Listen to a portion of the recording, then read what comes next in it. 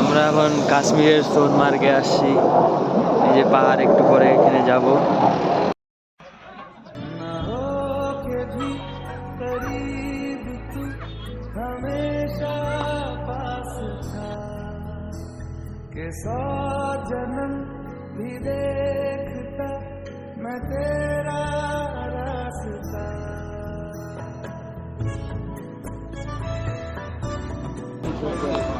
এখন আমরা যাব উপরে।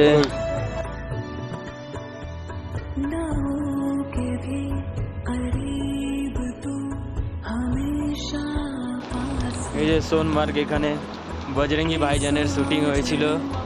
এই যে নদী,